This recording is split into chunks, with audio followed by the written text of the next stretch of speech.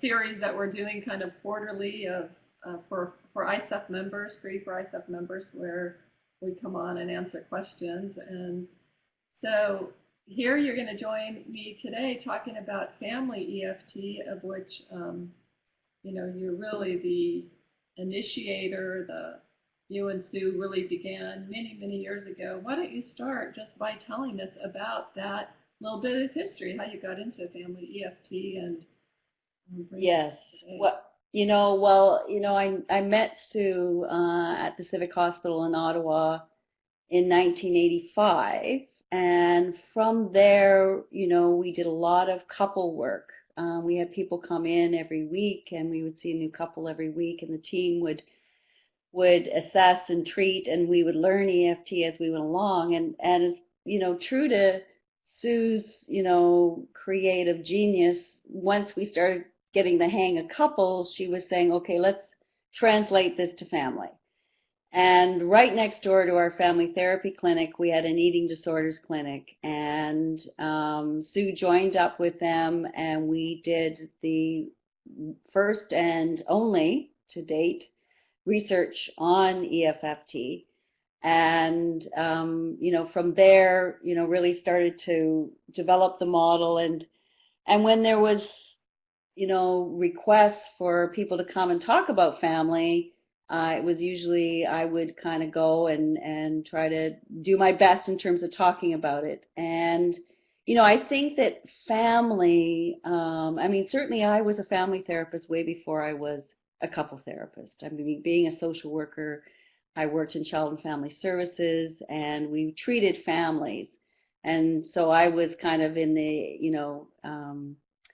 Minutian Haley days where we would see families as systems, but in terms of really knowing, what to do with the system and how to actually make a change in that system. And, it wasn't really, it's just like couples, right? And it wasn't really until we looked at it from the attachment perspective that there was a way in to really make some changes. And so we've done some writing on family. We've most recently, the most exciting stuff that's happened is that I think we've, created our own little EFT family, in that Jim and I have done some training before, at the summit and, other places talking about blended families.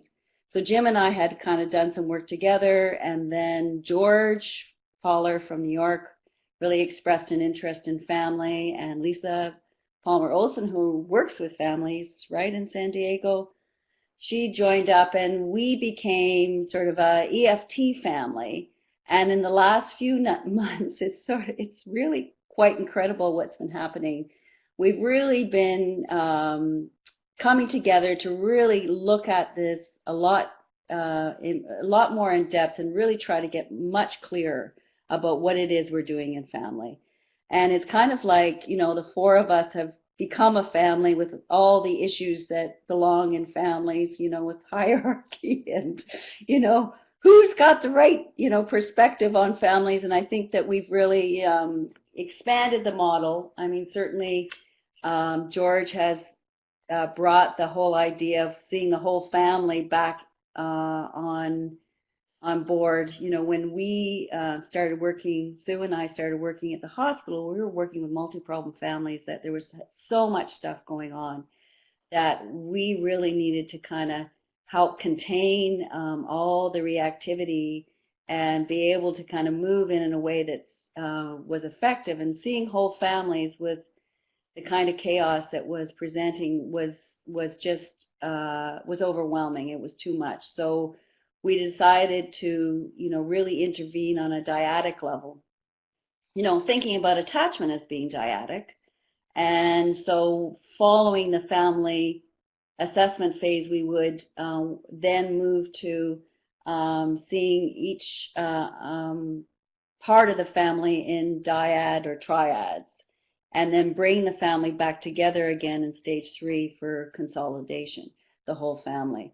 So when George came on board, he was really saying, we're losing something by not seeing the whole family through the whole therapy process, in terms of the kind of changes that can happen in the dyad can also affect the whole family system. So we started talking about that and how do you, which families work given those two perspectives, and start talking about, having a part of the assessment process as being the decision tree, right? How do you decide which way to go in the family, and really keeping our options open to including treating the whole family system. So George came on board, Lisa came on board, and recently we've done some trainings in Arizona.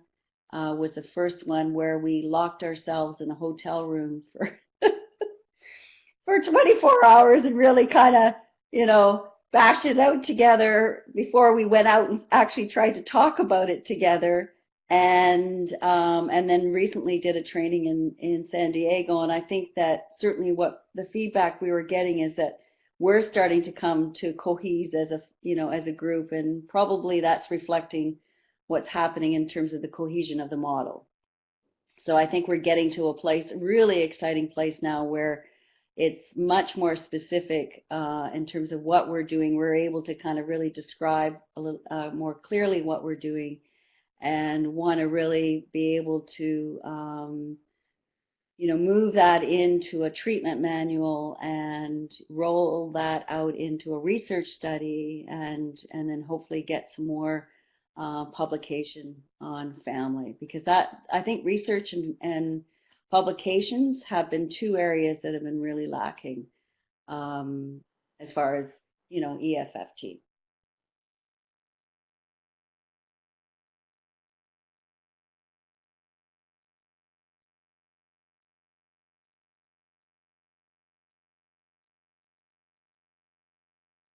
Mm-hmm.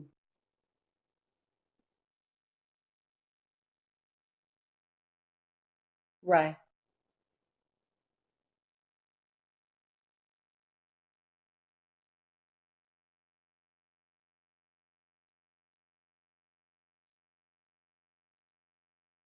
Yeah, yeah, and I think in terms of that we would be presenting this as a group when we're actually talking about treating a group, right? That, I mean, just on a parallel process level, I think it really is quite exciting. Yeah.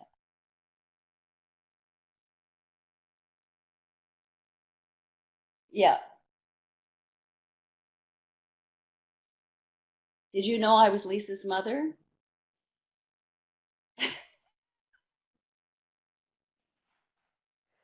That's the rumor. I think Lisa's horrified. Yeah, yeah, exactly.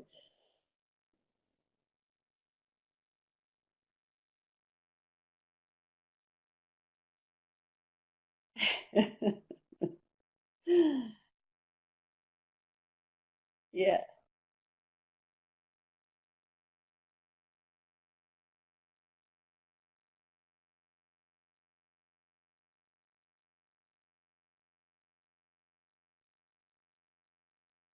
right,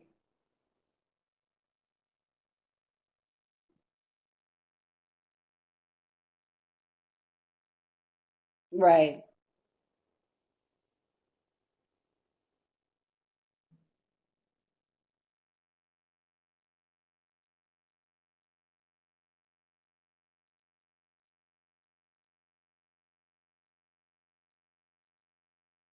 right. Man,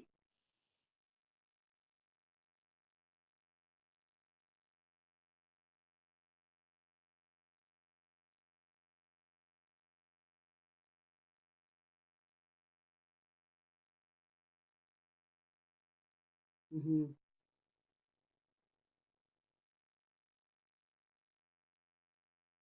Hmm.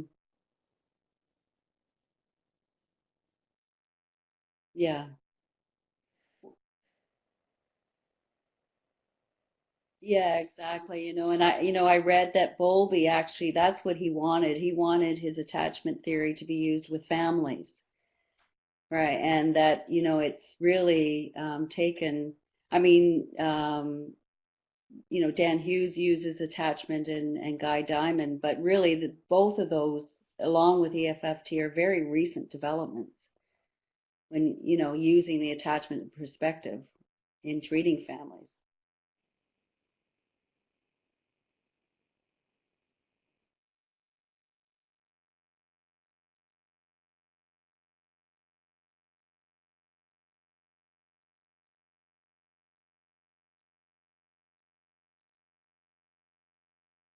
Yeah, I think that certainly, I mean, I loved Dan Hughes' work, and I was just, really moved by his presentation at the summit.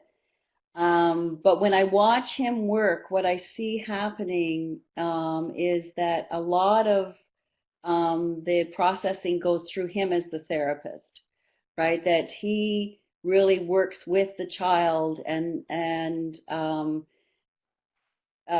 certainly helps the child become more, get a voice and be able to access their own attachment needs and vulnerability.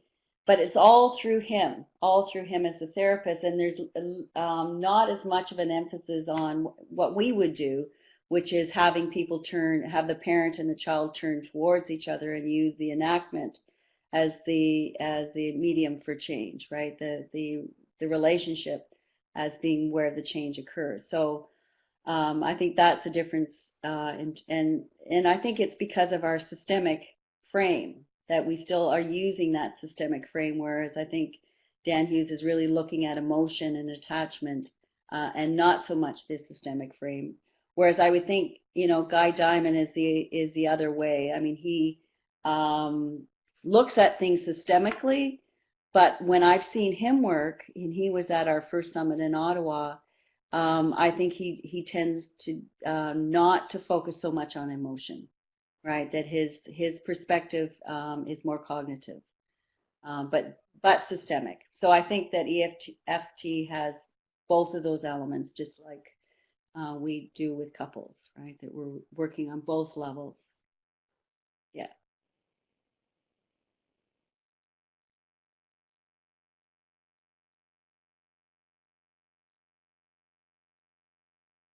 right.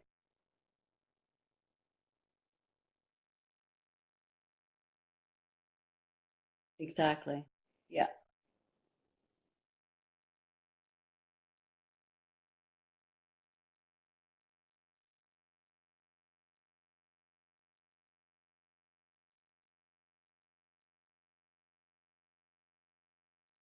Hmm.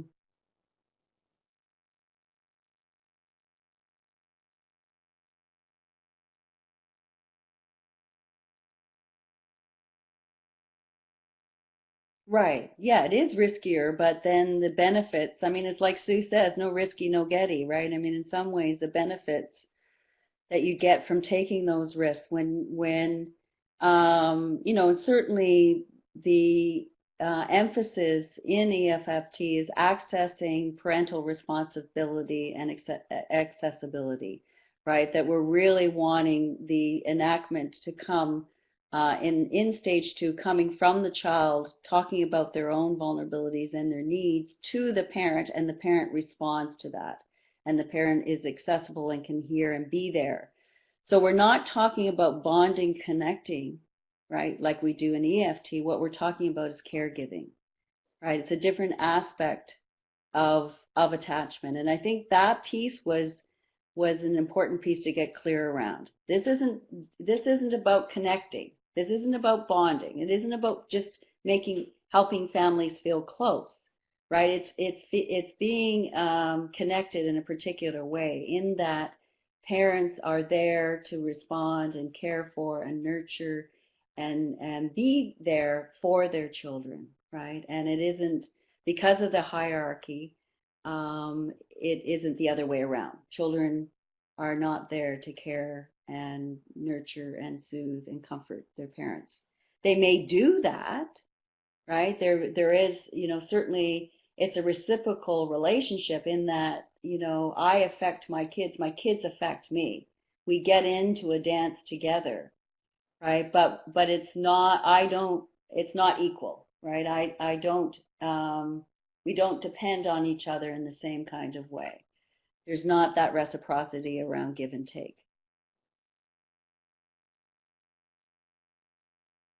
Right. Yeah. Right. And,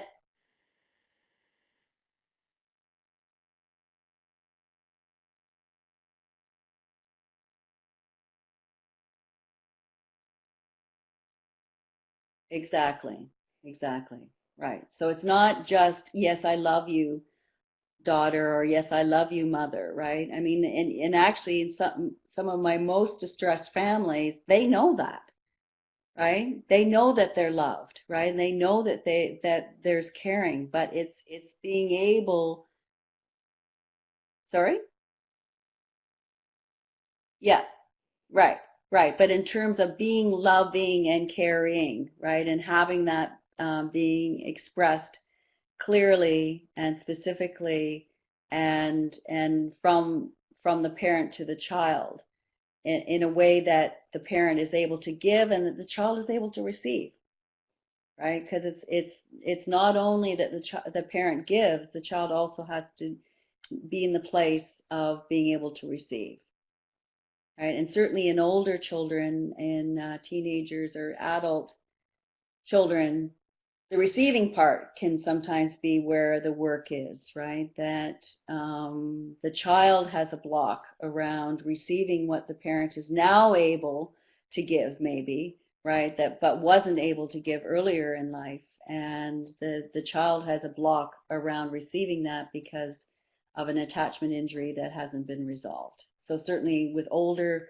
adolescents or young adults or older adults and their parents, I mean, I've had, adults as, like remember one family I saw, they were in their 50s and the mother was in her 80s, right? I mean, these kinds of dances continue, throughout, right, the decades. But it was about the child being able to receive because of, the trust being broken much earlier in life, right? But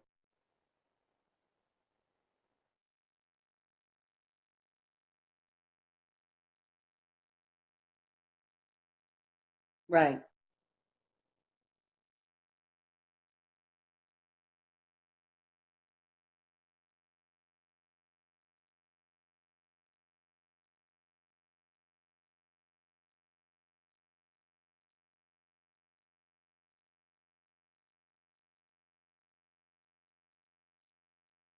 Yeah, exactly.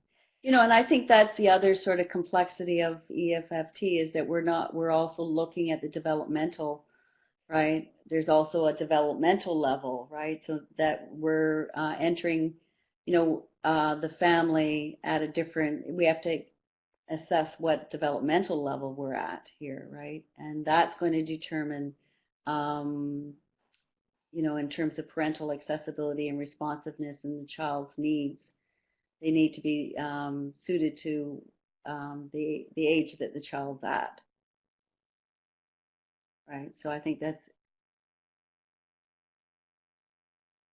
exactly, yeah, yeah, right. So I mean, I think that certainly one of the big challenges for the therapists working with EFFT is flexibility, right? Because you're working with, a system that has many moving parts that have multiple, right, relationships where you have multiple cycles where that operate on different levels that go both horizontal and vertical, right? And being able to be flexible and be able to enter into the system and be able to determine which way to go, right? And certainly one of the new concepts that we've come up with recently as we've been talking is part of the assessment is the decision tree, what we call a decision tree. And, in that we're really trying to determine which way are we going to go. Are we going to treat the whole family system? Are we going to start moving into dyads? Are we going to, is there enough safety here to actually work with the whole family unit, or do we need to stay with the parental unit first, right, to really work with the parents first before involving the children, just for safety reasons.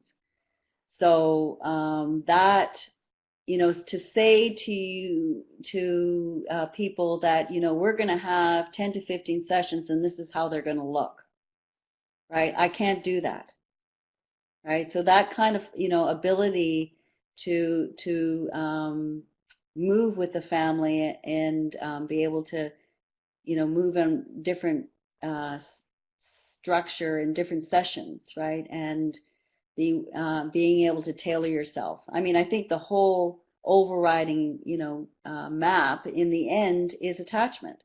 So that helps us, right? We're not, and that certainly, whenever I see a family, I'm very clear to them that I'm going to be helping them in their relationships with one another. That's really my focus, right? I'm not an eating disorder specialist. I'm not an addiction specialist. I'm not a, school attendance specialist or all the presenting problems that families come with, right?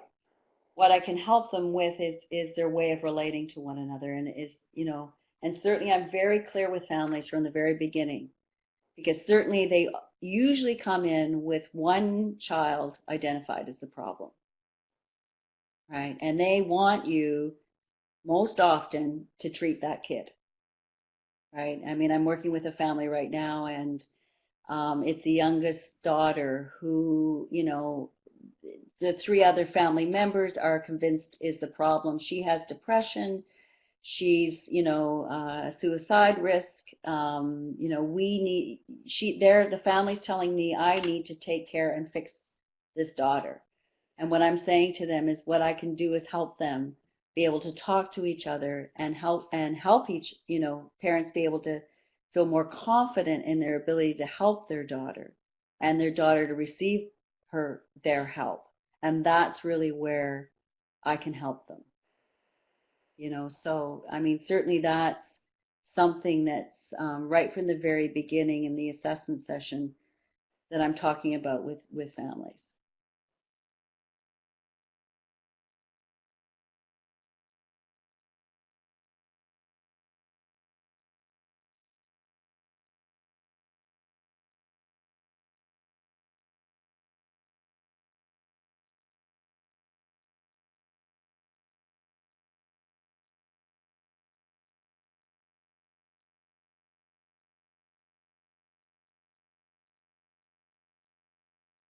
Yeah, yeah. I mean, certainly that's what the research showed, that the, bulimic symptoms shifted and changed with family treatment, right? It wasn't our target, but I mean, it did shift and change with the family treatment. Yeah,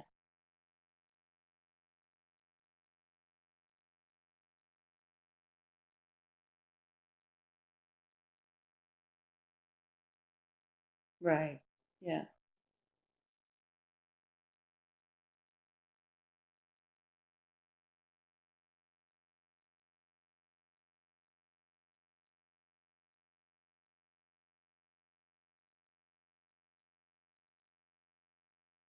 right. Well, yeah, we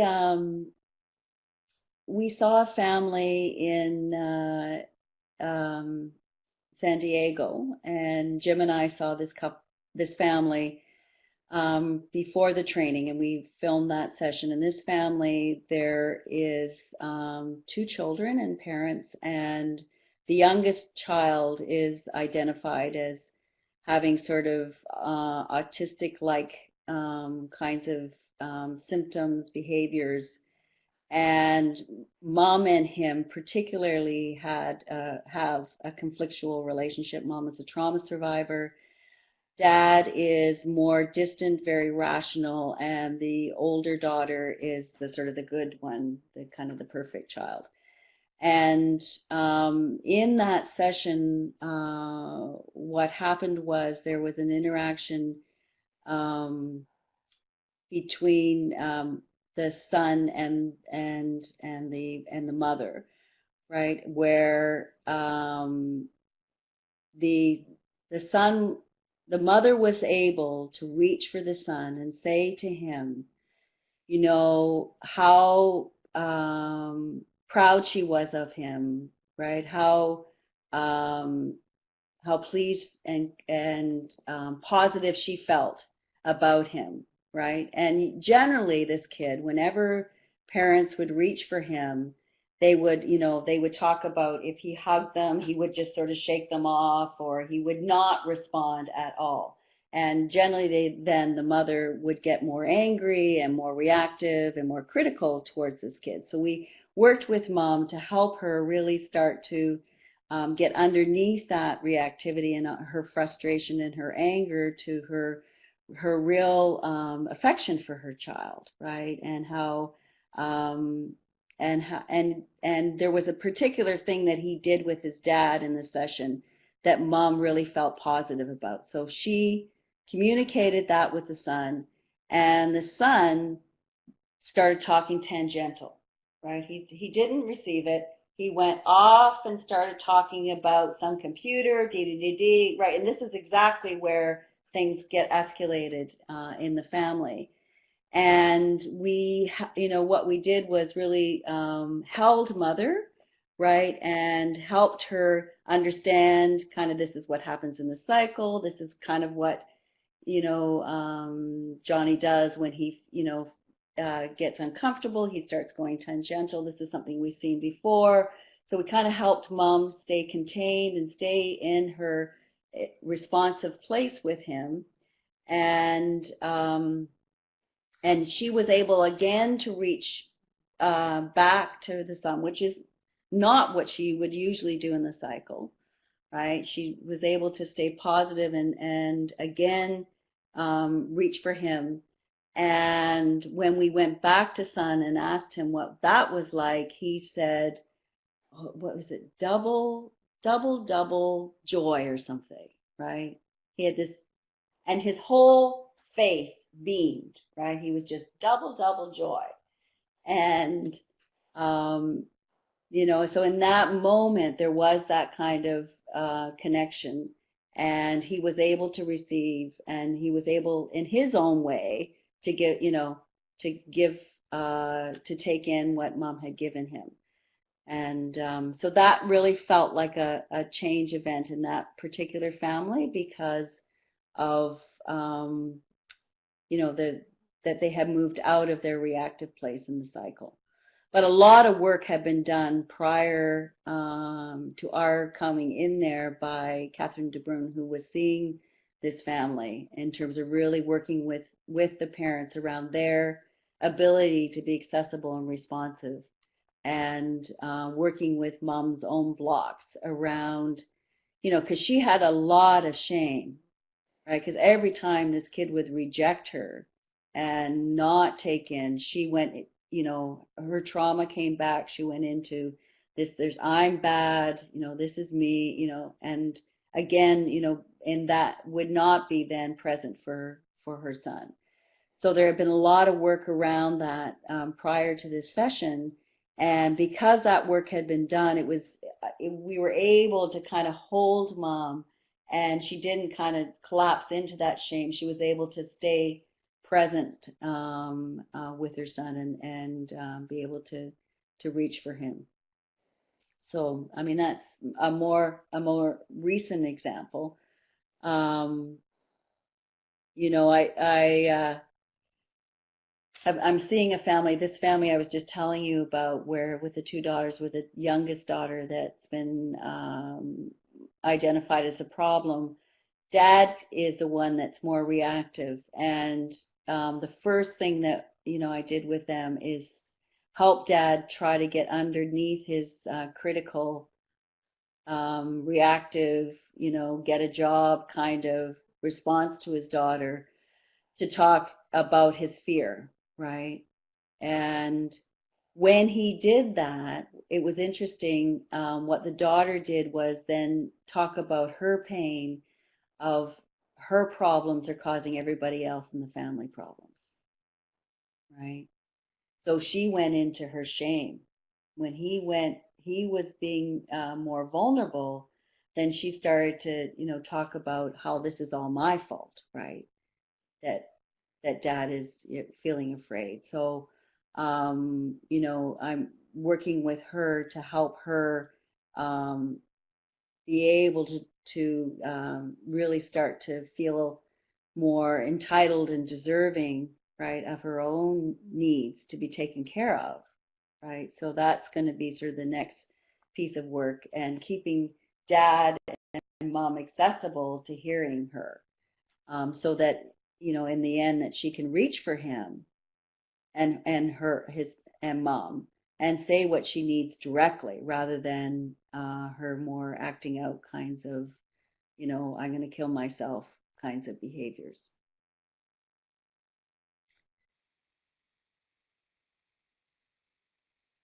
Okay.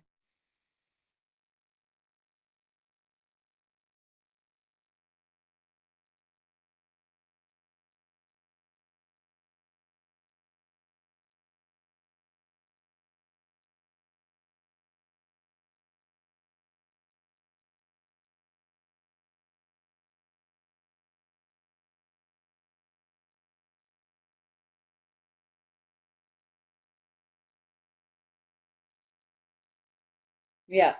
Yeah. Yeah.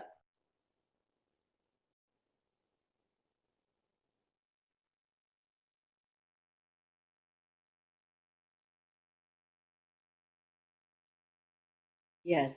Right, because in that moment, I mean, she's been pretty scary to the, the kids when she gets reactive. So even though she was being, soft, her closeness in some ways, right, is still dangerous, because it's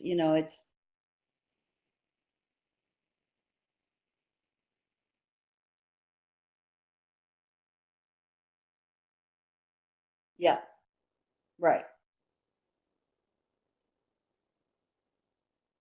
right, right, which is exactly what he did, right? He went, tangential, but that, yes, but by being able to, circle around and say, this is what's happened. This has happened before. Whenever, there's a moment of closeness, he goes, this way. This is something that we've seen before. But right now, and then we went right back to what he just did, right?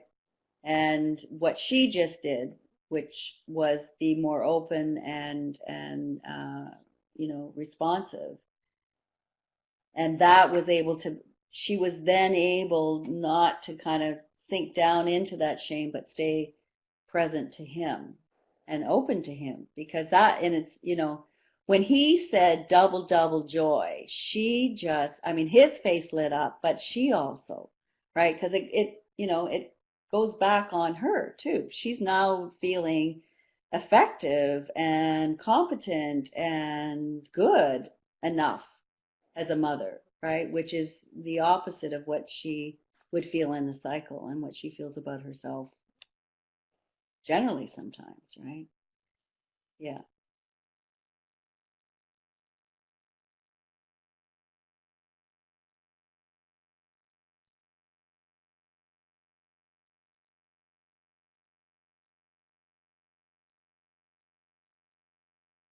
right.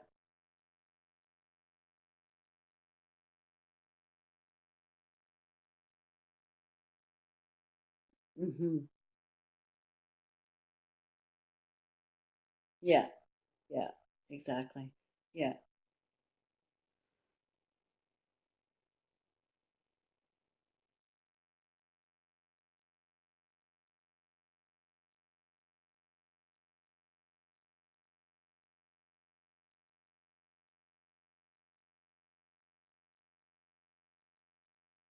right, right. Because that's part of it, right? As parents, we kind of just hang out there sometimes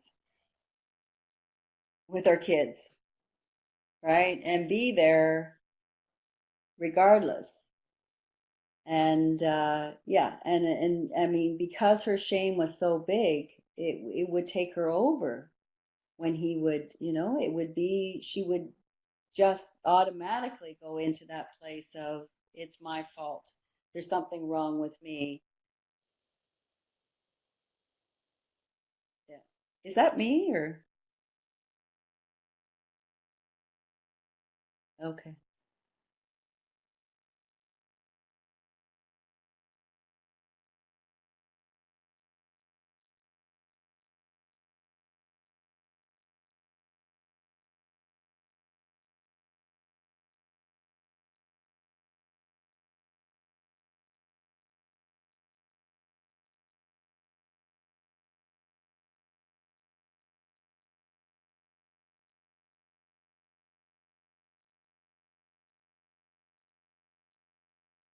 Hmm.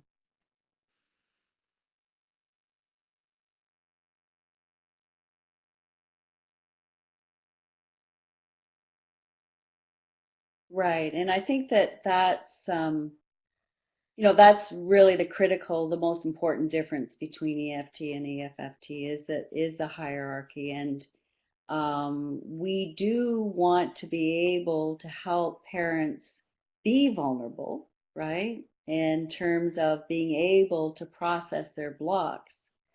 But what we don't want is that they're moving into their fears of model of self and other, right? Where they're really needing comfort and reassurance from their child, right? So it's like doing step 3 with a parent, but not step 5, right? That step 3 helps the parent unlatch from the negative cycle. It helps the parent start to see that, really it's their own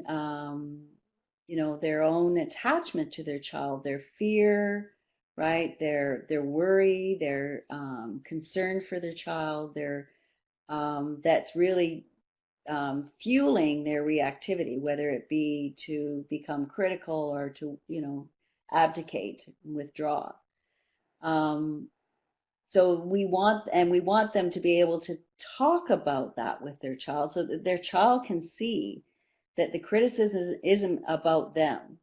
It's about the parent. I'm doing this because I am just so afraid, right? I go after you and I chase, get on your case because I'm so afraid and I want the best for you, right? So we want the parent to be able to talk about that. Um, but when we're moving into stage 2, right, their fears relating, and sometimes parents have a lot of fears relating to the model of the child, right?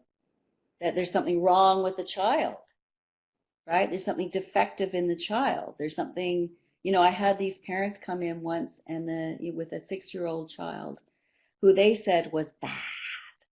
This child was bad. And they gave me all examples of how this child was bad. So their model, they didn't do that in front of the child, but in the parental session, that's what they were talking about. Their model of that child was negative, right? We don't want parents to open up and talk about their negative model of child or their negative model of self. We need to help them organize that, right? That, and help them stay present to their child in the room. So an example of that might be what you might say to a parent, might be a place where you would start doubting yourself and you would start, questioning, and it might even start the old dance again. But right now, right, you're the most important person to your son, right? You're irreplaceable. You're his mother. So I'm building up sort of the positive part of the parent, right? Rather than letting the parent kind of move into, I'm a failure, right? I'm no good as a mother, right? There's something wrong with me. And I'm promoting the competent caregiving side of the parent, right? That's in there, right? I mean, that's the thing that we have is we have that, strong desire to caretake your child. It's there. right? And we're just really helping the parent access that, strengthen that, and reach from that place. So I think that in stage two, we're really holding the parent by really promoting that positive caregiving part of themselves, right? And that helps them stay present to the child.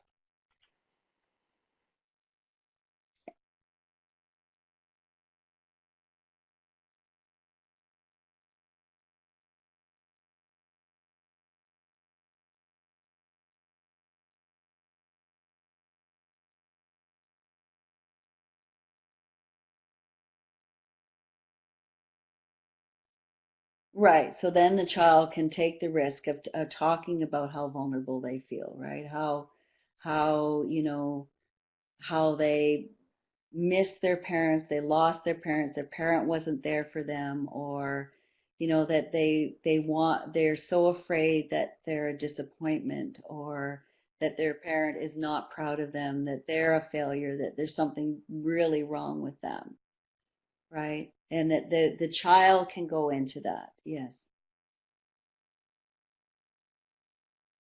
Yes.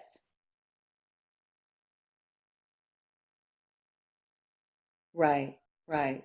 And for the parent to reach, and be the antidote, like in withdrawal re-engagement, when the withdrawer really reaches and we have a soft, reach back and that says, I accept you, I love you, just as you are, right? And that's, with the child being able to kind of take in that acceptance and love while they're vulnerable and while they're open, and certainly, that tape that George showed at the summit, right, where the parents moved in and sat beside the son and just held him, right? And the son at first was like this, he wasn't going to take it, right? And then the mom moves into it, and then you could see the son's body relax, right? And start to put his arms around his parents and take in the comfort that they were offering right then in the moment, right? So those physical kinds of in those moments when the parents can come in and physically hold their child and the child can take that in, that's really where the change happens. And of course, it impacts the parent too, right? Yeah. I mean, we haven't worked it through for them. They're actually experiencing it in the moment. They are a good parent, right? They are a loving person, right? So that's happening for them too um, without the child actually giving that to them.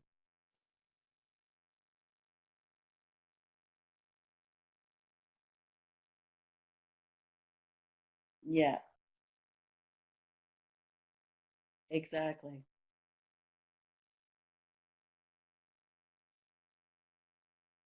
Hmm. Yeah, right, right. So the parent feels more confident for next time, and right, child feels safer and able to access the parent when they need to, right? And the parent is more confident that the child will do that, right? That kind of you know the availability is there, and the child trusts that. Yeah,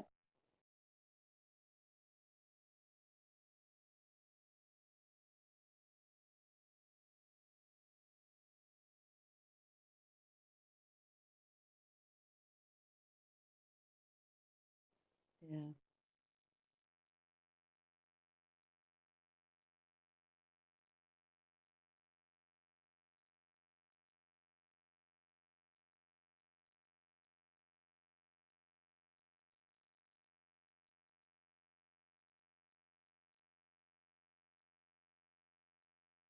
yeah, yeah. Right, right.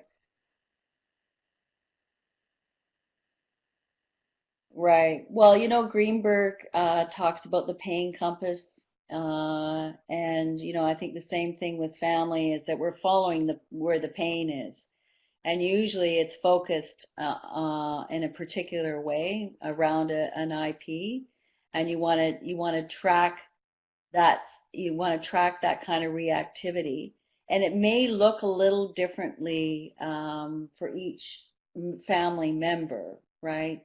Like these four that I'm working with right now, dad is much more critical, mom is the mediator, and sister was more critical and now is more supportive, right? So they all have sort of different kinds of reactions in the cycle.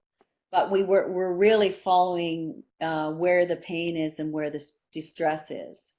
Because if you try to, you can't encompass all of it, right? You got to take with what is most pressing and what's bringing this family in, right? And use that pattern and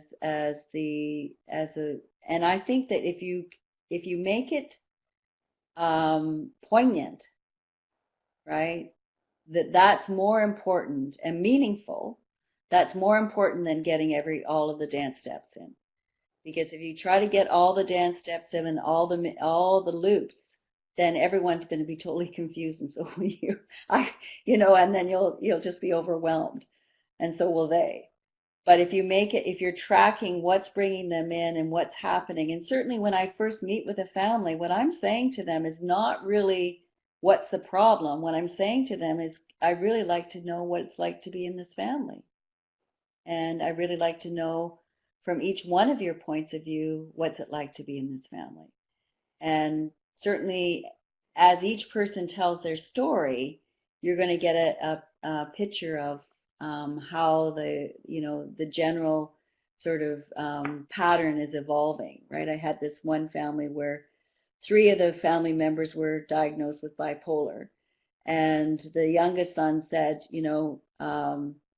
my family's dysfunctional, right? That's how he saw his family, and basically what he, started to talk about was how there was really no ability for anyone to be heard, that everyone would talk over everybody, that if someone would start to talk, someone else would react, someone else would leave the room, then someone else would, slam a door, and then, he would just, and he gave me a pretty good picture of how people really couldn't access each other because of the, high reactivity happening.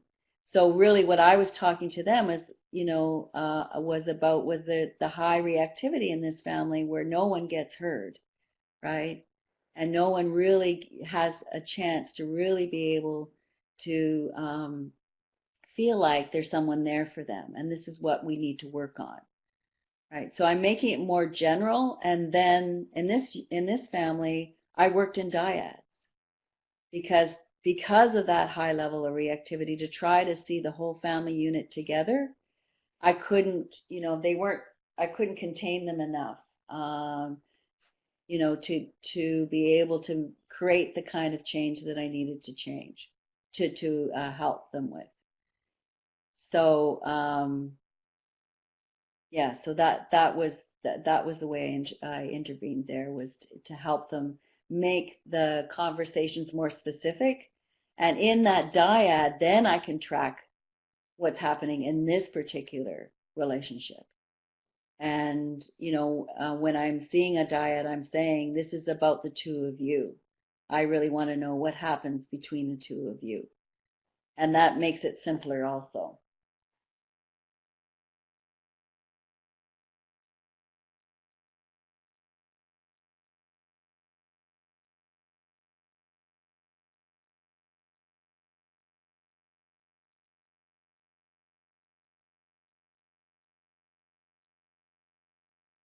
Right,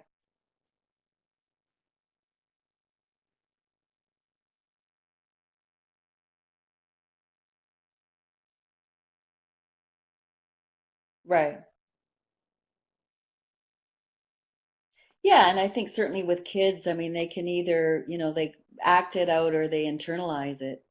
oftentimes, right? That they, are either acting out at school, or, they're staying away from home, or they're always with their friends, or, they're, using substances, or, acting out in that kind of way. Or you can have kids that are really internalizing, right? That they're, move to their bedroom, lock themselves there, don't, internalize everything that's happening to them. And no one can, access them that way. So, yeah,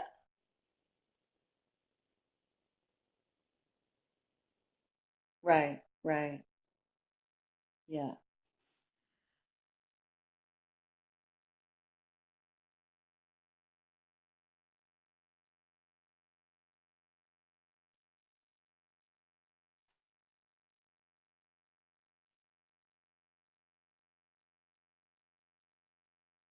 yeah,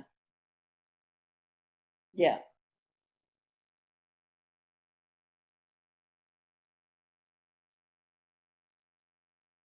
Yeah, and I think that, right, right. And certainly, one of my big things right from the very beginning is congratulating this family for even sitting in my office. Like, I'm just blown out of the water, that especially with teenagers. And this family has enough resources to actually bring everybody in, and we're all sitting here. And, to me, that's a big deal, and I make a big deal about that. And because people come in with all kinds of shame, right? They're expecting that I'm going to say to them that they're bad parents, right? Or that there's something wrong, and they're listening for that. So so I think certainly, congratulating people, and then also really making it about how, again, just like we do with couples, that it's how they're trying to talk to each other that's getting themselves in trouble, right? And this is something that we can change, right? This is something that we can work on. This is something that's, you know, because they're all here and they're all, talking to me, gives us tremendous amount of hope, right? That we can do something about. And even an angry teenager that's like sitting there, with their hood up and the hair down, and they're, slumped in the chair. And oh, I had this one kid that would just lie on the chair, like, like he would be doing everything but sort of looking and attending. And the thing is, he's still there. He's sitting there, and even though he looks like he's not taking one sentence in, he is, right? He's sitting there, his dad is talking, right? He looks like he's not taking any of it in, but because the two of them are, the family is the four of them are all there, something is happening. So I have to keep reminding myself of that, right? And that helps me keep going, right? And keep because that, certainly with that kid that was all over the place, over time, gradually, he started to, open up, right? And at first he wouldn't, sit in, he wouldn't look at anybody. He was, wanting to be on his cell phone. He was doing everything. But over time, he started to, put the cell phone away, put the, sit up in the chair, as his dad started to talk, because this is what he's wanting. He does want his dad to be close to him, right? As much as he's pushing it away and showing, on all different ways how he doesn't want it, he does. And so, certainly in the end, having him actually look at his dad, I mean, he was still resisting that. And I said, can you just point your body in his direction? you know, so it's just like slice it a little bit thinner. And, you know, e- and he was taking it in. He was taking it. It just took a lot. It took time, and it took a lot of patience, and not getting reactive myself, right? Because I think the parents are taking our cues. What's that?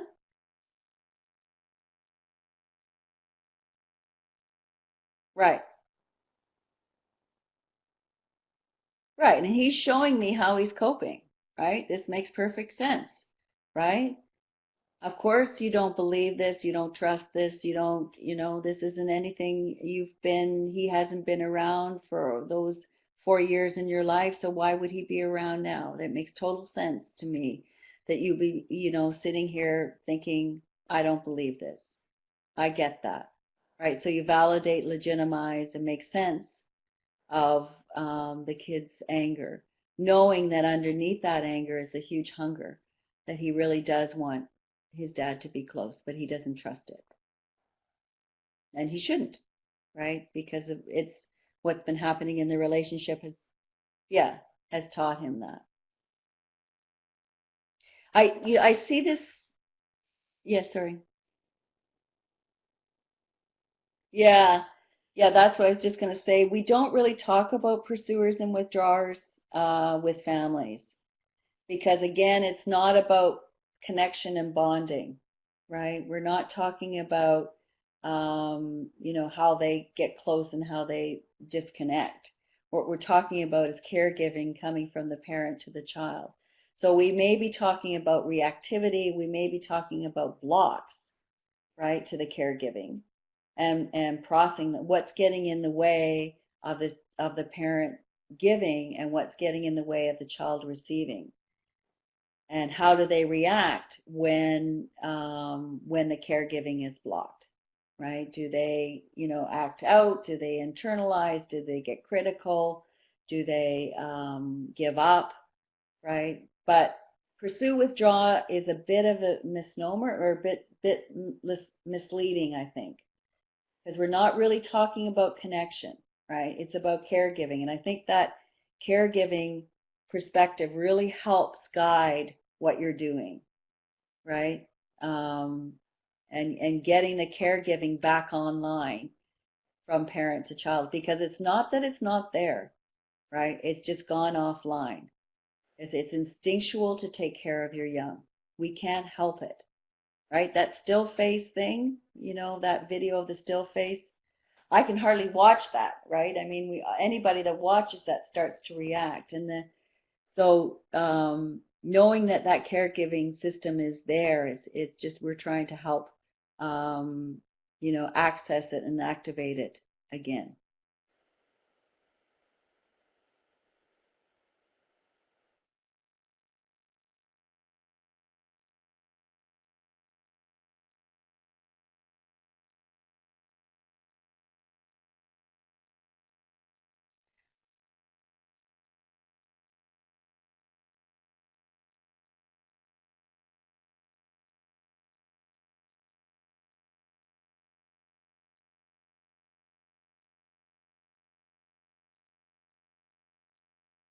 Yeah, yeah, right.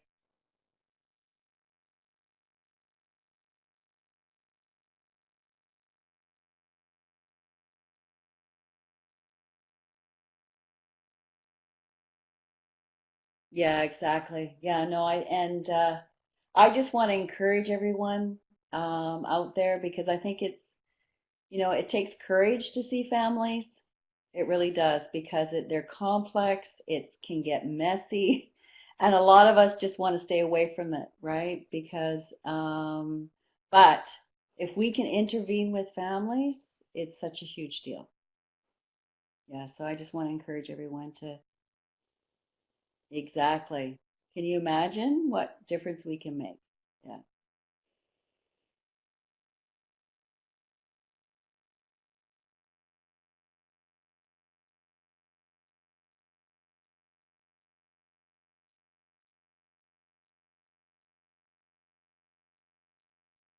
Yeah, thanks, Becca.